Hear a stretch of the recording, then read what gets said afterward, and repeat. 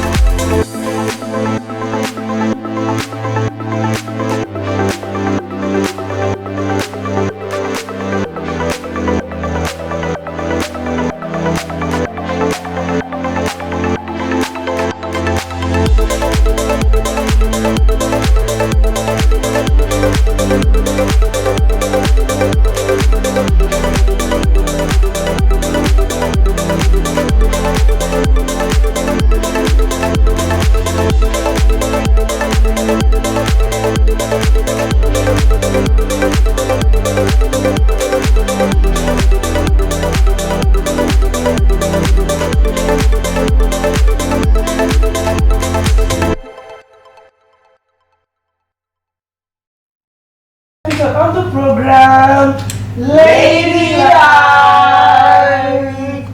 And as you can see, they came to surprise me in my humble home. Yes, this is a honestly, I am shocked. If I don't need any other Christmas present, seriously, you know, thank you. The best you gave me was a bouncing ladylike baby girl. Yes. It's part of our ladylike family now. Well, anyhow, today's edition, as usual, is we come together and it's double celebration actually. Christmas and a wonderful baby, lovely boy. I kiss today on my list start to peel. So we want to come and tell you how the year has been for us so far. Then pick some programs as usual. All made impact on our lives, like we always say. But there's some particular ones that we actually live to remember that are very, very memorable. Lizzie, since we came to you, let's start with which one? Well, like you said, all are very special, because they all have their unique stories behind what they did and all that. But the one that really caught my attention, or the one that really touched me was okay, let me start, not in any particular order, but let me talk about the Keke Napep lady. That one that's against all odds. Exactly. She found herself in the world doing what the men are supposed to be doing. Yes, exactly. And then the men were trying to intimidate her. But trust me now, the babe should say, man, I cannot be intimidated no matter what it is. And even after all the intimidation, she still didn't give in. Yeah. She still stood gidiga and to me that is very motivational. That part she actually talked about. Even when the lady said it, I was out of the cry. So let's see a very brief snippet of that particular interview.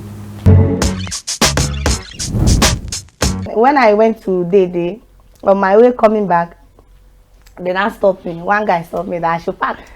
I say, for what? He said I should buy ticket. Amak ticket. I say, oh, I don't buy Amak ticket because they don't disturb me on the road. And I said, that today I must buy you. So I don't know, there's one of his colleagues, his senior colleague was standing and he was watching us. So he now came to us I said, what's happening here? I said, Ogasio, he's forcing me to buy a ticket. And I told him that it's not by force to buy with him. So the Oga said, okay, give me the ticket. Then I gave the ticket to him. He now returned it to the boy that she's not going to buy. Want to support a lady? Me and your sister be on the road walking like this. So the Oga said, take this ticket. He said, no, he now collect the ticket and drop it inside the car. I said, I'll go with your ticket. That one is not my problem. So he now said, I should move, let him see now. The Oga said, oh yeah, he now collect the ticket. And I said, oh yeah, move. Let me see what he's going to do. So I wanted to move. The guy now hold my hand on the clutch. Sure. And hold the keke. He now said that, let him see how. Maybe I said that guy like you. It was not the ticket you wanted it to buy. No, seriously. So how did the case end? So when he hold my hand, then the Oga now drag his hand. Sure. Jacked him. The guy to jack the Oga back. Seriously. So from there they started fighting. The Oga phone fell down. So I took the phone and I told him that he should not be angry. I'm sorry for what happened. You're welcome back. Hope you enjoyed that little snippet of the interview we just brought to you. And now to my own favorite. Remember, when the lady came, they gave us jackets. Like, I'm a volunteer, remember. The FEMA woman was one of my favorites. And the fact that she made us involuntary but voluntary volunteers. And now let's take a snippet of what that interview was all about. I want you to remember this saying that says, what a man can do, a woman can do better.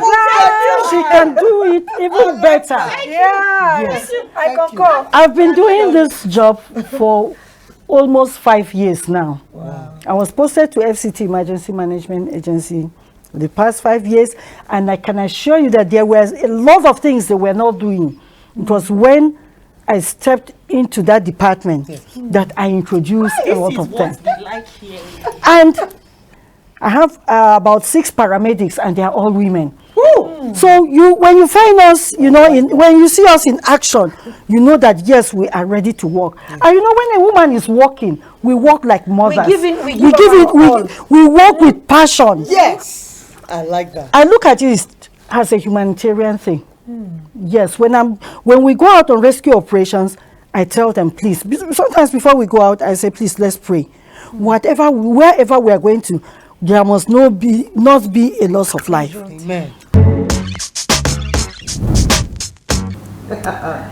No, really, these interviews are very memorable. I shot that day when they give us face cap. we say.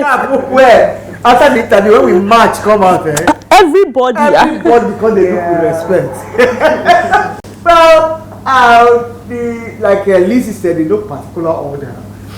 One that actually touched me was when we had one pastor, Mrs. who was here in the studio. She was talking about drug abuse.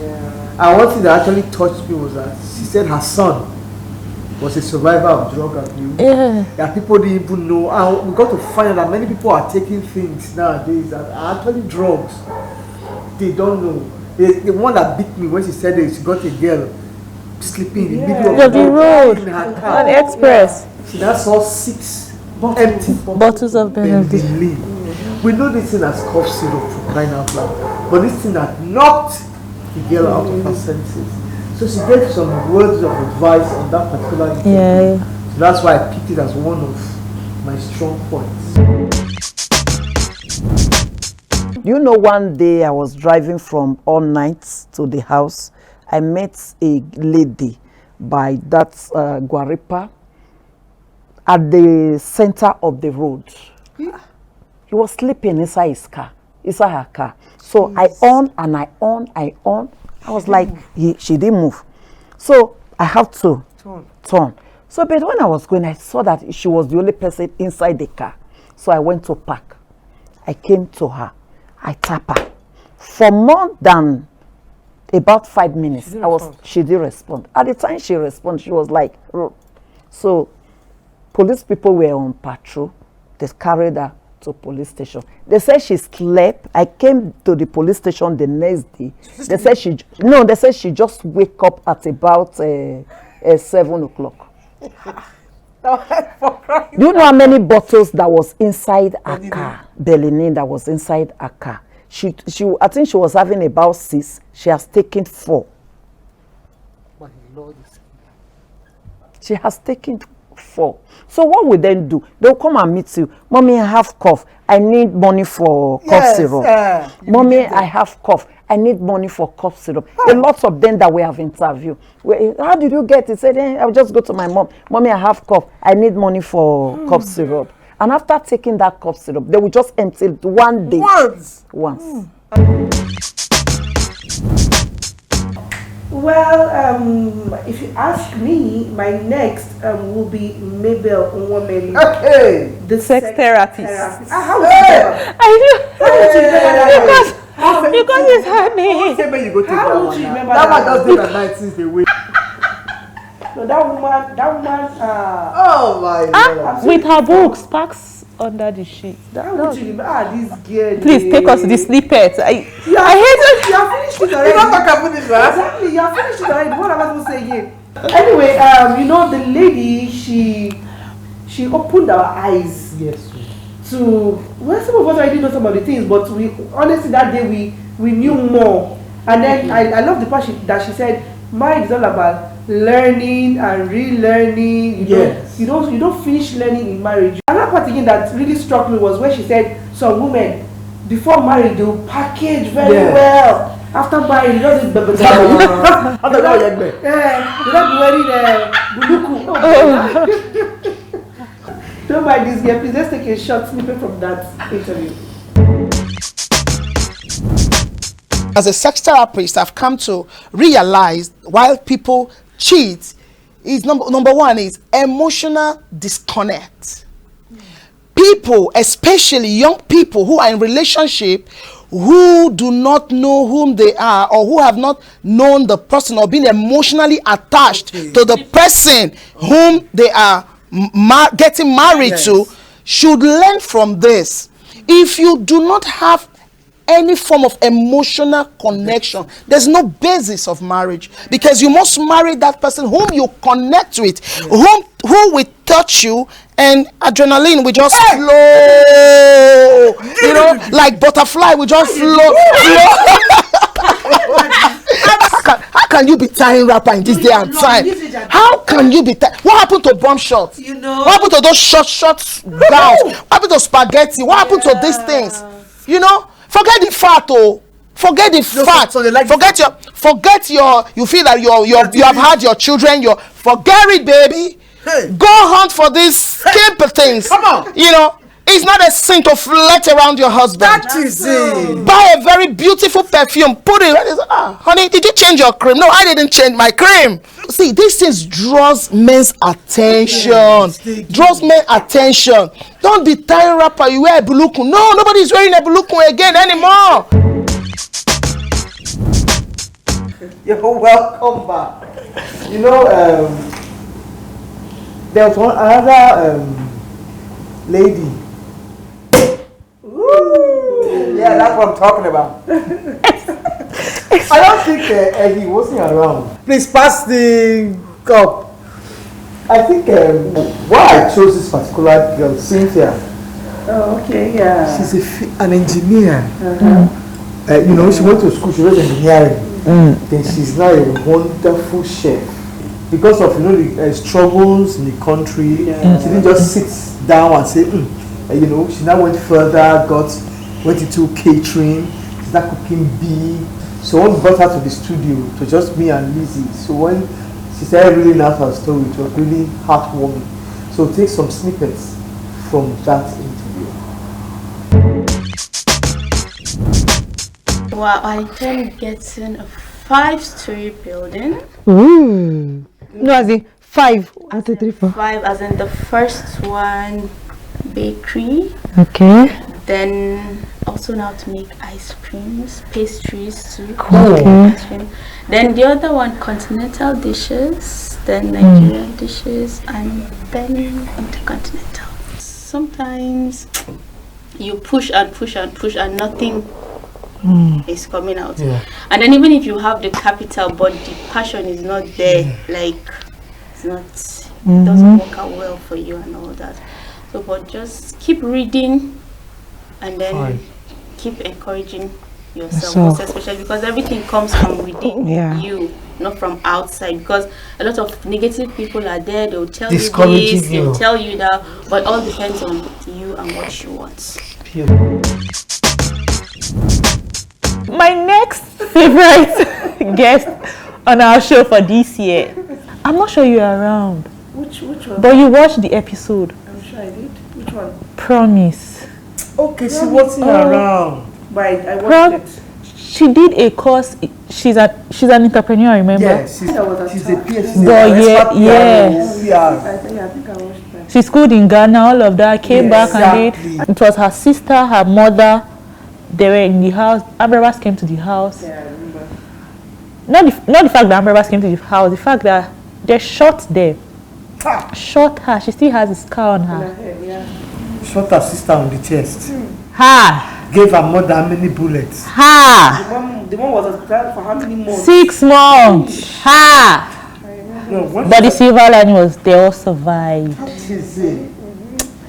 That is a Christmas miracle. That is it. That is a Christmas miracle. Everyday miracle. That's kind of unique. We were all weeping on set. I don't control myself, really. Well, now let's take a little snippet of what that interview was all about. 2004, assassin came to our house around 11:55. I had a dinner, everybody had slept, you know. I don't know how they had entrance into our compound. They used this big hammer, you know, hit our gate man in his chest, so the man couldn't make any noise. Yes. So they just used I don't know what they did, whether that thing was an acid, because our door was so heavy that before you can, but it was not like all these automatic electronic doors. So they just opened it.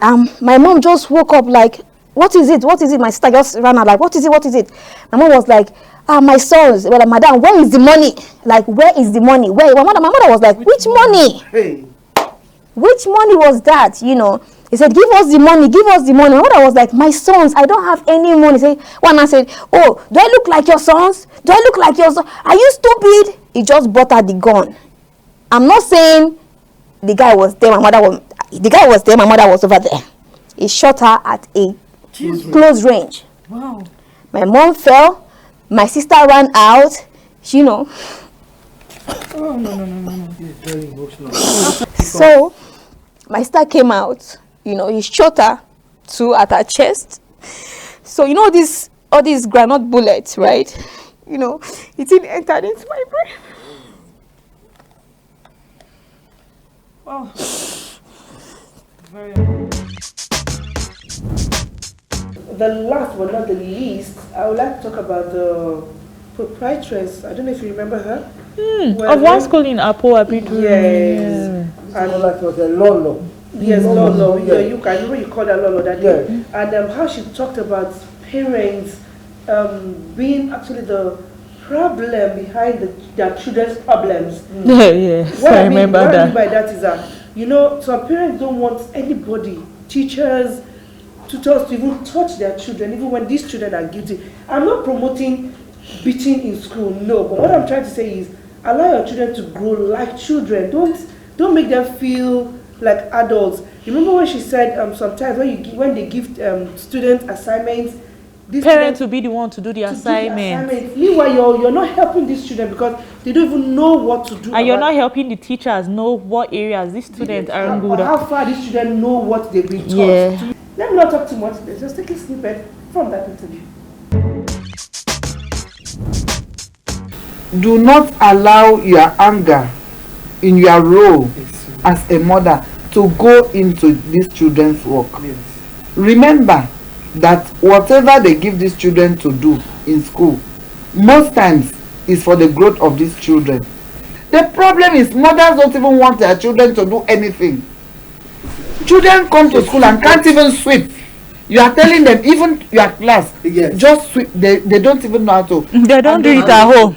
Mothers, we really need to sit up. Truly, if our own mothers raise us this way, most of us will not be where we are. Let's just tell ourselves the truth. Let's leave this thing we are doing. Because you know what? These children feel that they are manipulating us. In their mind, that's what they feel. And we don't know. We feel that we are loving them. But they feel that they are manipulating us. Because sometimes I pass and I hear the discussions they have in the classroom. If you touch me, I tell my mommy, I call my mommy, I call my daddy. Because you are already discussing in the house with them. If anybody touch you, call me, tell me. Imagine this kind of mindset. And how then do you want this child to sit down and learn? My last but not final among the wonderful memories. And if I tell you that my sister, Pastor Mrs. Onubiona, if anybody watched that episode that day, she wasn't only talking to ladies, even married women, single women. If you never marry, how you supposed to do them? Okay. You know? So please let's take a snippet from that wonderful interview. I will be right back.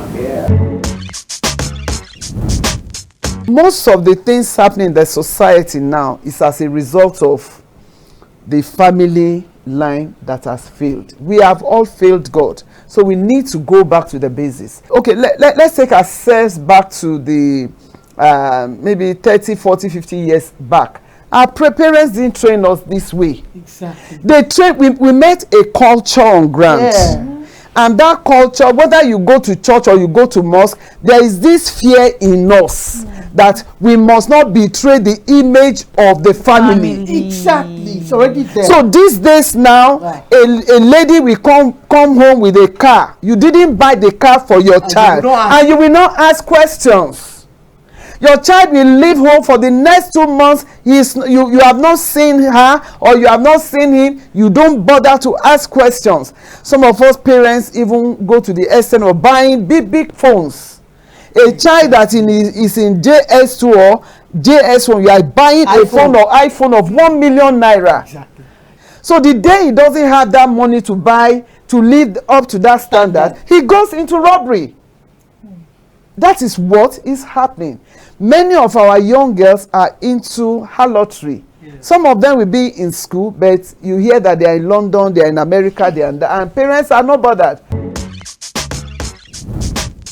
You're welcome back to your favorite banter program that we don't like each other. We only like one person. You're welcome back. Well, it has been fun.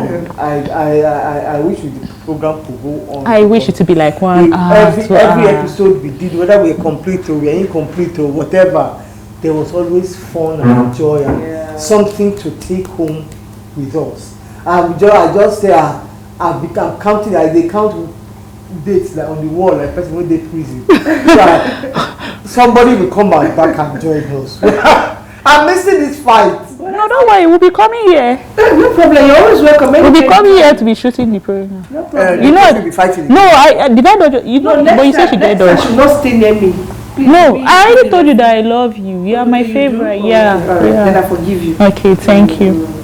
Now we call it today. Yeah, it was fun really today, and I'm happy that we all remember these things because we had fun together. These are memories that we will live to remember, and you understand, forever and ever. Even if we have the fight, and no one will, because in Christmas period, I was celebrating Christmas.